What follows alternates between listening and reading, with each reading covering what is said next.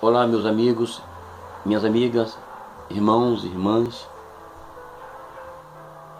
Eu quero partilhar com você sobre batalha espiritual. É isso mesmo, batalha espiritual. A Bíblia Sagrada nos relata pelos lábios do apóstolo Paulo em Efésios 6, do 10 em diante, que a nossa luta ela não é contra a carne nem sangue. E Paulo ele começa a enumerar algumas características, nomenclaturas, e organiza, as classes satânicas, os quais são inimigas da igreja, do Senhor e da humanidade: principados, potestades, dominadores, forças. E Paulo, quando relata essas categorias, é porque ele já tinha experiência, foi vítima. 1 Tessalonicenses 2,18, ele afirma claramente que foi impedido por Satanás de retornar a Tessalônica. Isso está em 1 Tessalonicenses 2,18.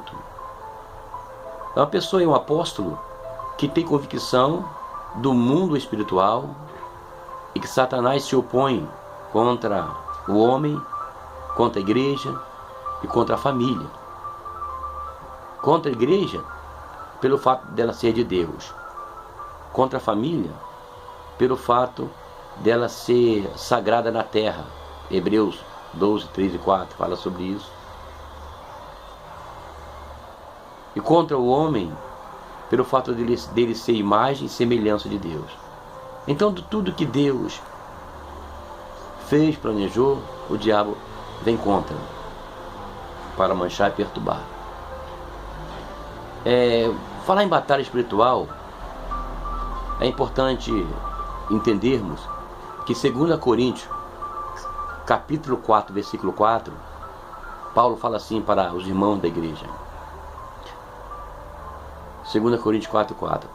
Nos quais o Deus desse século cegou os entendimentos dos incrédulos, para que não lhes resplandeça a luz do Evangelho, o qual é a imagem de Deus.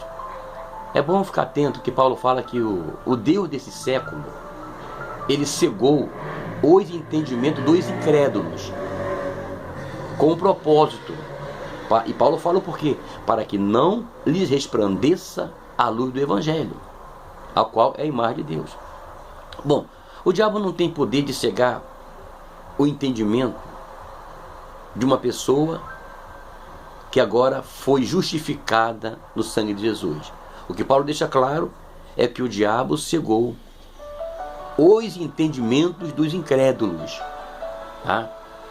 Ora, então quando nós éramos incrédulos, significa que estávamos cegos.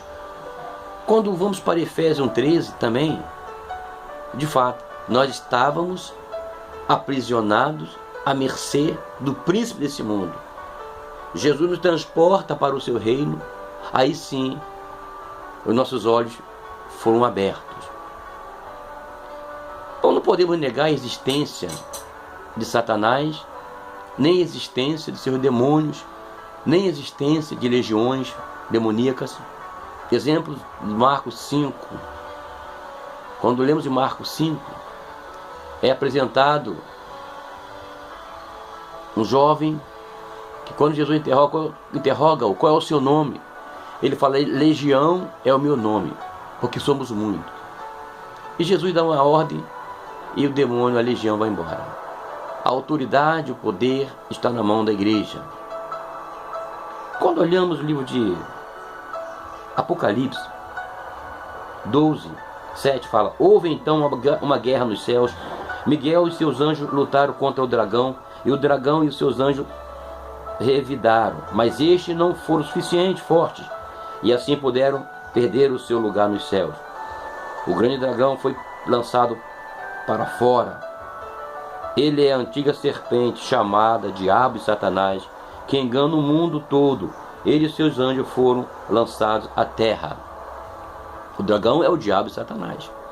Quando Jesus reúne a sua igreja, em Lucas 10, 18, ele fala claro, olha, eu vi Satanás cair do céu como relâmpago. Jesus viu o diabo ser expulso do céu como relâmpago. 18, 19, 20 fala assim: eis que vos dou poder para pisar serpentes e escorpiões, e sobre todo o poder do maligno, e nada vos fará dano algum. Então a igreja não pode ignorar ou menosprezar Satanás. Pastor, ele tem poder? Tem. A Bíblia diz que ele tem poder, sim. Em 2 Coríntios fala assim, 2 Coríntios 11, 14. E não se maravilhe, porque o próprio Satanás se transforma em anjo de luz.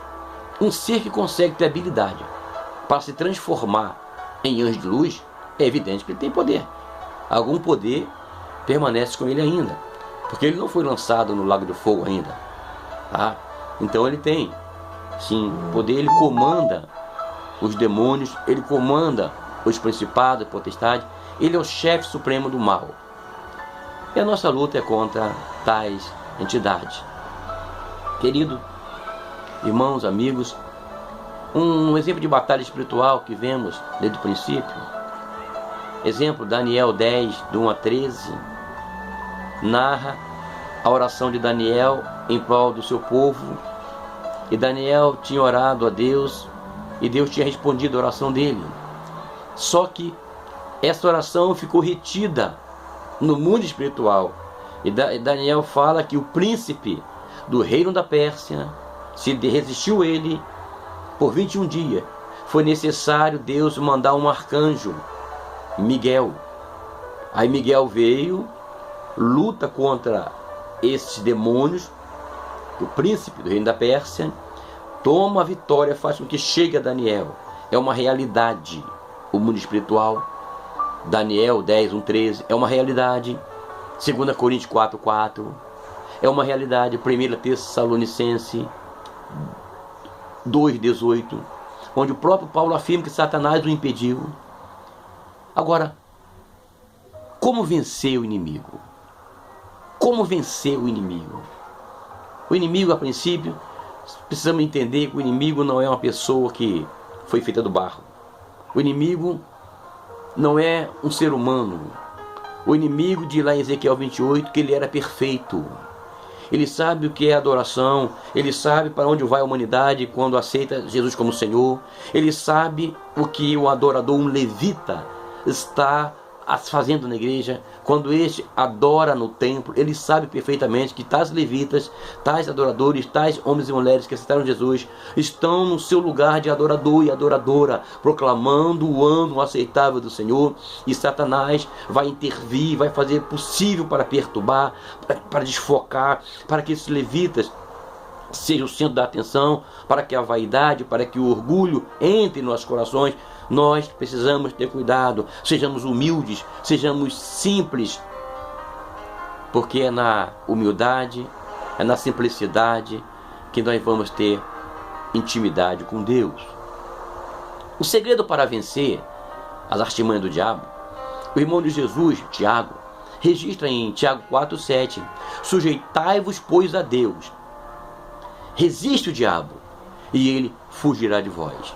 É através da resistência, é através da perseverança, é através do domínio próprio, é através da intimidade, da comunhão, é através da submissão à autoridade, é através da obediência à palavra de Deus, guardar o seu mandamento. Somente assim podemos vencer o diabo.